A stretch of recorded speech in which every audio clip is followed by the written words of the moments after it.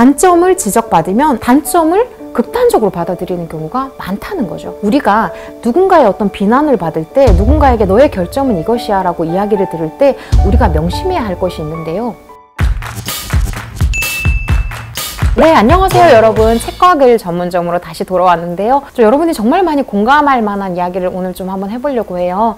자기의 결점을 지적하는 사람들이 너무 많죠. 우리 살다 보면 너는 임마 이런 게 문제야 라고 말하는 사람들이 너무 많잖아요. 그런데 그런 말들 때문에 내가 너무 질식될 것 같은 느낌이 들 때가 있어요. 그런 분들에게 꼭 추천해드리고 싶은 책이 있어서 오늘 한번 가져와 봤는데요. 책 제목이 기피애의 강요라는 책 제목 뭔가 좀 멋있죠? 이제 이 글을 쓴 분이 파트리크 G 스킨트라고, 혹시 향수라는 책 기억나세요? 아마 영화로도 나왔어서 많은 분들이 아실 거예요. 이분이 가장 이제 유명한 책으로는 향수라는 책이 있는데요. 이 작가가 쓴 기피애의 강요는 딱 보셔도 굉장히 얇죠. 얇은 데다가요 단편으로 이루어져 있습니다. 이렇게 얇은 책임에도 불구하고 여운은 너무나 깊고, 그리고 이 깊이가 너무 도저해서 굉장히 읽고 나서도 굉장히 오랫동안 생각하게 되는 책입니다. 기피애의 강요라는 책은요, 이런 내용으로 구성이 되어 있어요.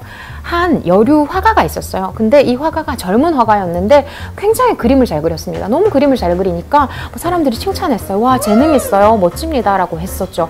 인정을 받고 이제 승승장구를 하고 있었는데 어느 날 한 평론가가 이 사람에게 와서 이렇게 이야기를 합니다. 와, 당신 작품은 정말 재능이 있는 게 너무 느껴지고요. 정말 사람의 마음을 건드리는 게 있어요. 근데요, 딱 한 가지, 깊이가 약간 부족합니다. 이렇게 이야기를 합니다. 그래서 처음에는 이 화가가 뭐야 이러고 잊어버려요. 근데 이 평론가가 또 신문에다가 이 이야기를 똑같이 씁니다. 그녀의 작품은 마음에 와닿는 것이 있고 굉장히 재능이 있다. 그런데 깊이가 부족하다. 이렇게 씁니다. 그러니까 이 신문 사설이 나오고 나서 이제 시간이 지난 후에 이 화가가 파티에 초대를 받아서 가게 됩니다. 그러니까 이제 사람들이 나한테 와가지고 막 다들 칭찬을 해요. 너무 멋지세요. 작품이 너무 좋아요. 라고 이야기를 합니다. 그런데 뒤에서 수군거리는 목소리가 화가의 귀에 내리꽂히기 시작하는 거죠.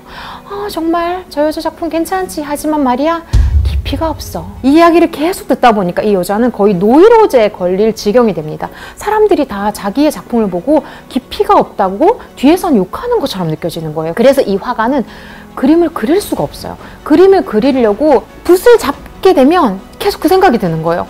나는 왜 깊이가 없지? 그래서 그때부터 그림을 그리기를 그만둡니다. 더 이상 그림을 그릴 수가 없어요. 왜냐하면 그림을 그리려고만 하면 자꾸만 그 말이 따라다니는 거예요. 나는 깊이가 없어. 나는 깊이가 없어. 그래서 이분은 그러면 내가 이 깊이를 어떻게 해결해야 되지? 라고 생각을 하면서 막 저명한 화가들의 그림을 보기 시작하고 막 화집을 보기 시작하고 박물관을 막 가기 시작하고 막 그렇게 막 열심히 깊이를 채우기 위해서 공부를 합니다. 그런데 깊이를 채우기 위해서 공부를 하면 할수록 나에 대한 미움이 자꾸만 너무 커져가는 거죠. 나는 안 돼. 나는 정말 깊이가 없는 사람이잖아. 나는 아무리 해도 안 될 거야 라고 생각을 하게 되는 거죠.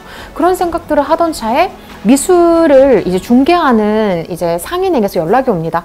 당신의 작품 몇 개가 너무 좋다고 하는데요. 요거 제가 팔 수 있게 제가 사러 가겠습니다. 라고 했죠. 그랬더니 이 화가가 저를 내버려 두세요. 저는 깊이가 없는 사람이라고요. 이렇게 이야기를 합니다. 또 그리고 어떤 남자가 당신을 후원할게요. 이랬더니 맘대로 하세요. 하지만 전 깊이가 없어요. 괜찮으시겠어요? 이렇게 이야기를 하는 거죠.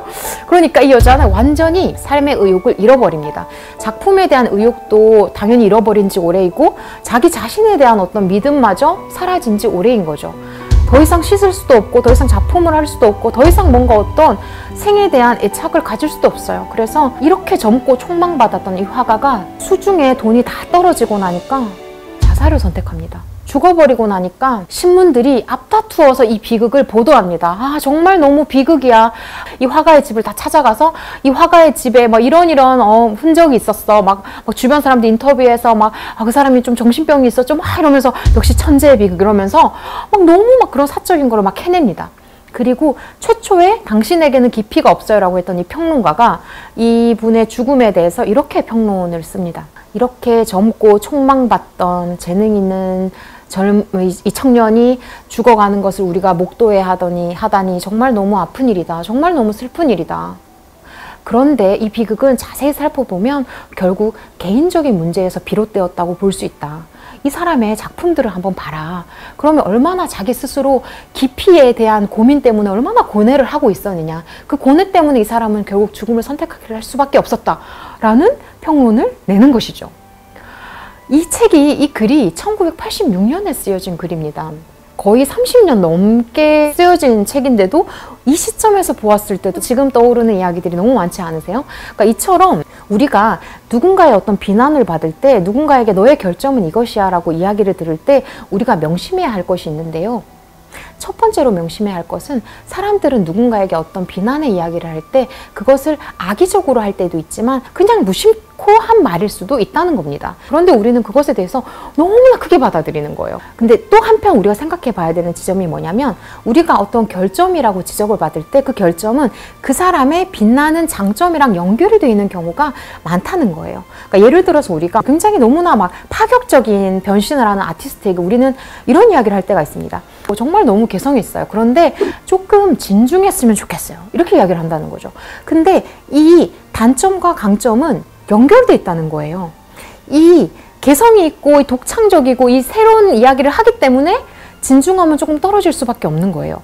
이 진중함이 없기 때문에 이 개성이 생겨나는 거라는 거죠. 근데 우리는 보통 단점을 지적받으면 우리는 너무나 단점을 극단적으로 받아들이는 경우가 많다는 거죠.